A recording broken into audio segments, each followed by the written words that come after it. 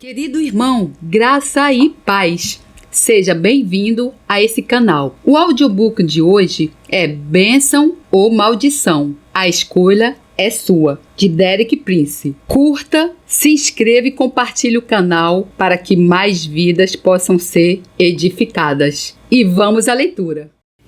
Capítulo 4. Lista de Moisés de bênçãos e maldições. Algumas pessoas gostam de aceitar a validade das bênçãos. São céticas em relação às maldições, as quais associam a práticas supersticiosas da Idade das Trevas. Esse tipo de pensamento é irrealista. Não podemos focar exclusivamente um aspecto de opostos só porque o aceitamos e simplesmente ignorar o outro aspecto por o acharmos inaceitável. O oposto de crente é frio. Ambos são reais. O contrário do bem é o mal. Ambos são reais. Da mesma forma, as bênçãos são reais, tal como as maldições o são. Através do meu ministério, tenho contactado com cristãos de muitas tradições e lugares diferentes. E penso que a maior parte do povo de Deus não sabe discernir entre o que são bênçãos e o que são maldições. Muitos cristãos que deveriam estar a gozar de bênçãos estão, na verdade, a suportar maldições. Há duas razões principais para esse fato. Primeiro, simplesmente não sabem como reconhecer o que é uma bênção e o que é uma maldição, ou como discerni-las. Segundo, se estão debaixo de uma maldição, não compreendem a base sobre a qual podem ser libertos. Deus é a única e suprema fonte de todas as bênçãos, ainda que elas possam chegar até nós através de diferentes canais. Muitas vezes, também as maldições procedem de Deus, mas Ele não é a sua única fonte. Mais à frente, iremos lidar com outras fontes de maldições. As maldições que procedem de Deus são uma das principais formas que Ele usa para trazer julgamento sobre os rebeldes, os descrentes e os ímpios. A história da raça humana dá-nos um longo e triste registro do resultado das maldições de Deus, pronunciadas sobre pessoas nessas condições. Ao longo dos anos, tem se tornado moda sugerir que há uma contradição entre o Antigo e o Novo Testamento. De acordo com esta interpretação, o Antigo Testamento descreve Deus como um Deus de ira e de julgamento. O Novo descreve como um Deus de amor e de misericórdia. No entanto, os dois testamentos são consonantes um com o outro. Ambos descrevem Deus como sendo ao mesmo tempo um Deus de misericórdia e de julgamento. A história de Jericó, relatada em Josué 6, combina essas duas facetas do modo de agir de Deus, tão vívida e dramaticamente como qualquer passagem do Novo Testamento. Enquanto que a cidade de Jericó pareceu debaixo de um julgamento abrangente de Deus, a prostituta Raabe saiu ilesa juntamente com toda a sua família. O registro indica também que mais tarde Raabe veio a ser a mulher de Salomão, um dos príncipes de Judá, tomando seu lugar na linha genealógica da qual o Messias de Israel, Jesus, seria descendente. Ver Mateus 1,5. Em Romanos 1, 17 e 18, Paulo explica que o Evangelho contém a revelação suprema desses dois aspectos de Deus, a sua misericórdia e o seu julgamento, porque nele, o Evangelho, se descobre a justiça de Deus de fé em fé, porque do céu se manifesta a ira de Deus sobre toda a impiedade e injustiça dos homens. Por outro lado, a misericórdia de Deus oferece a sua justiça, a qual ele também transmite àqueles que recebem pela fé o sacrifício de substituição de Jesus em seu favor. Contudo, este sacrifício é ao mesmo tempo a derradeira revelação da ira de Deus, derramada sobre Jesus quando ele se identificou com o pecado do homem. Os cristãos que questionam a realidade do julgamento de Deus sobre o pecado devem ponderar novamente sobre o significado da crucificação. Nem mesmo Jesus foi capaz de tornar o pecado aceitável para Deus, mas teve de suportar o total derramamento da sua ira. O sacrifício de Jesus é a derradeira revelação da ira de Deus sobre o pecado do homem. Mais à frente, em Romanos 11, 22, Paulo apresenta novamente, lado a lado, estes dois aspectos da forma que Deus tem de proceder. Considera, pois, a bondade, ou benevolência, e a severidade de Deus. Para obter uma descrição correta de Deus, temos de ter sempre presentes ambos os aspectos do seu caráter. As suas bênçãos procedem da sua bondade, mas os seus julgamentos procedem da sua severidade. Ambos são igualmente reais. Em Provérbios 26:2, Salomão deixa claro que todas as maldições têm uma razão de ser. Como o pássaro no seu vaguear e como a andorinha no seu voo, assim a maldição sem causa não virá. Este princípio tem uma dupla aplicação. Por um lado, uma maldição não pode existir se não houver uma causa para que ela exista. Por outro lado, o contrário também é verdade. Sempre que há uma maldição a operar, existe uma causa para isso. Sempre que há uma maldição a operar, existe uma causa para isso. Ao tentar ajudar pessoas a serem libertas de uma maldição, aprendi por experiência própria que muitas vezes é útil descobrir primeiro qual é a causa. Os versículos 68, versículo de Deuteronômio 28, que são dedicados somente ao tema de bênção e maldições, revelam a principal causa de cada uma. Nos versículos 1 e 2, Moisés lida primeiro com as causas das bênçãos.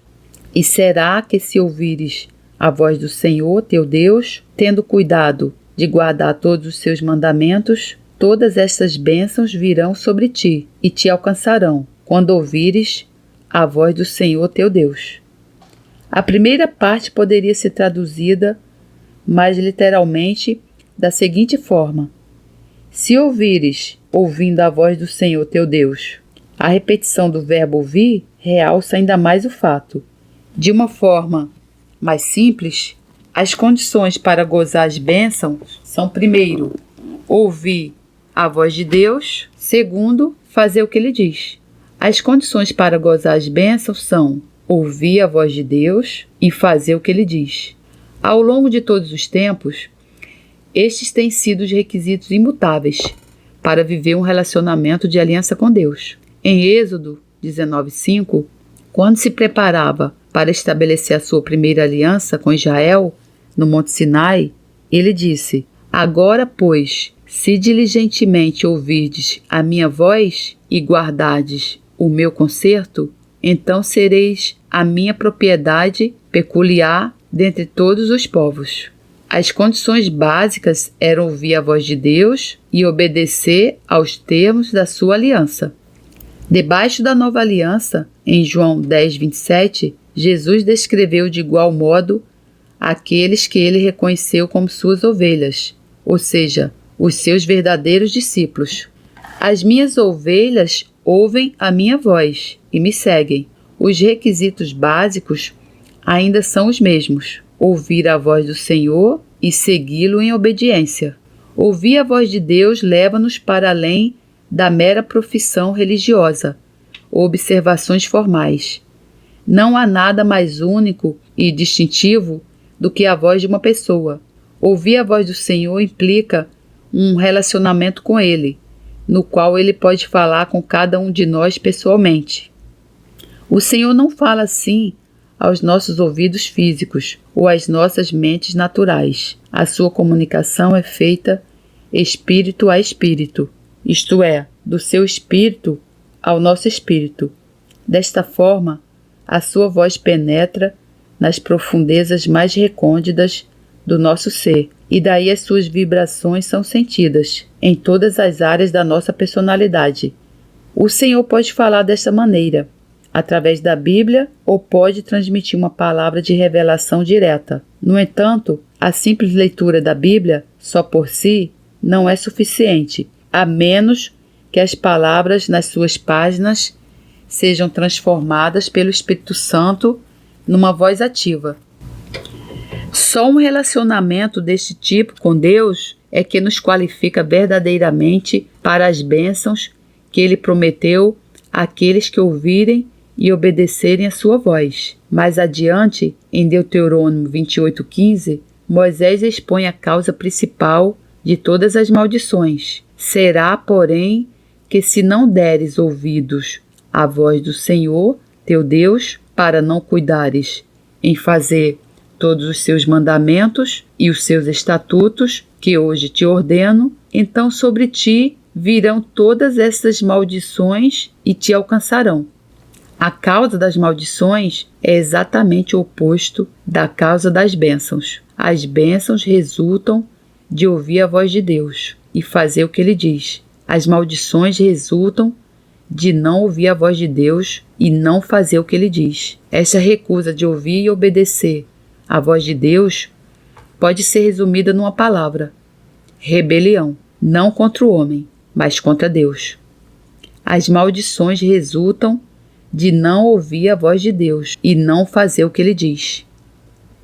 Em Deuteronômio 28, Moisés também elabora listas abrangentes das várias formas que as bênçãos e as maldições podem adquirir. As bênçãos estão registradas nos versículos 3 a 13 e as maldições nos versículos 16 a 68. Quem quiser compreender isto melhor, deve estudar este capítulo na sua totalidade. A partir dos meus estudos, tentei elaborar duas listas que sumarizem as bênçãos e as maldições, na ordem pela qual elas são mencionadas. Esta é a minha sugestão para a lista das bênçãos: exaltação, prosperidade, saúde, vitória, reprodutividade, favor de Deus.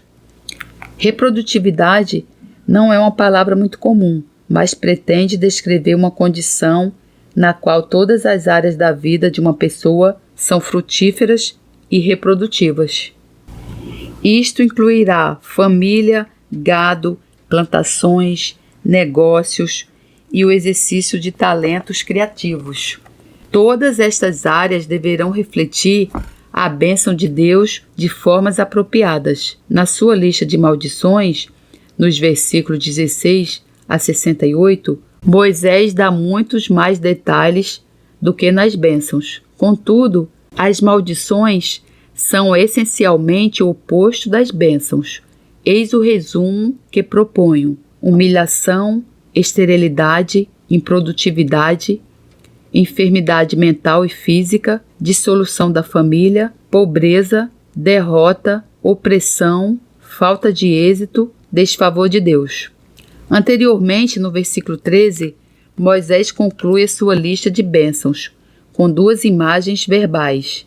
Seria bom para cada um de nós considerarmos como é que essas imagens se aplicam às nossas próprias vidas. Primeiro, Moisés afirma: e o Senhor te porá por cabeça e não por cauda. Uma vez pedi ao Senhor para me mostrar como é que isso se aplica à minha vida. Senti que Ele me tinha dado a seguinte resposta: a cabeça toma as decisões e a cauda é apenas arrastada para todo lado.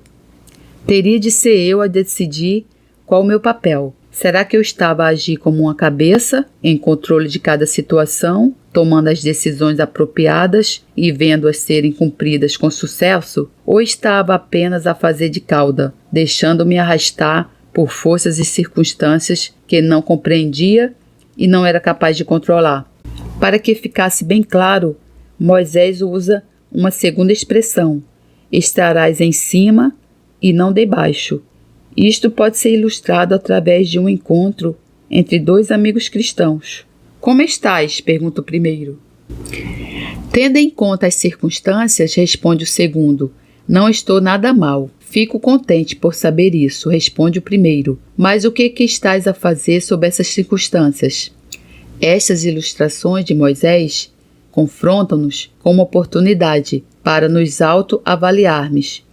Estou a viver como uma cabeça ou como uma cauda? Estou a viver sob as circunstâncias ou acima delas? As respostas que se seguem irão ajudar-nos a ver o quanto estamos a desfrutar das bênçãos de Deus. Questionário 1. Uma das razões por que muitos cristãos aceitam maldições em vez de bênçãos é que eles não sabem como distingui-las. Nomeie uma segunda razão. 2. Verdadeiro ou falso? Todas as bênçãos vêm de Deus, e algumas maldições podem também vir de Deus. 3. Os Antigo e Novo Testamentos mostram-nos que Deus é um Deus de ambos, misericórdia e julgamento. Revejam Romanos 11:22. 4. Uma maldição não pode fazer efeito a não ser que haja uma causa para isso. 5. Qual é a causa primária de todas as maldições? 6. Liste as formas que as bênçãos podem tomar. 7. Liste as categorias em que as maldições caem. Aplicação na vida. 1. Leia Deuteronômio 28:6 e Deuteronômio 28:15-19. Olhando para a lista de bênçãos, qual delas vem evidenciada na sua vida? 2. Olhando para a lista de maldições, vê algumas delas operando na sua vida? Se sim, quais? 3. O que se atravessa na sua vida entre o ouvir e o obedecer ao Senhor? 4. O que pode ser feito para destruir esses obstáculos? Versículos para memorizar. O céu e a terra tomo hoje por testemunhas contra ti, de que te pus diante de ti a vida e a morte, a bênção e a maldição. Escolhe, pois, a vida para que vivas, tu e a tua descendência. Deuteronômio 30:19. Proclamação de fé. Hoje, Senhor, escolho a vida e não a morte, bênçãos e não maldições. Escolho ouvir e obedecer a vossa palavra. Submeto-me a vós, Deus, e resisto ao demônio. Amém. Ver Tiago 4:17. Respostas. 1. Eles não sabem os princípios de libertação das bênçãos. 2. Verdadeiro. 3. Misericórdia, julgamento. 4. Causa. 5. Não ouvir nem obedecer à voz de Deus. Por outras palavras, rebelião. 6. Exaltação, saúde, reprodutividade, prosperidade, vitória, favores de Deus. 7. Humilhação, esterilidade, doença física e mental, desagregação familiar, pobreza, derrota, opressão, falha, desfavor de Deus. Glória a Deus, louvado seja o Senhor, que a graça do Senhor Jesus Cristo, o amor de Deus e a comunhão do Santo Espírito estejam com vocês. Amém. Deus lhe abençoe.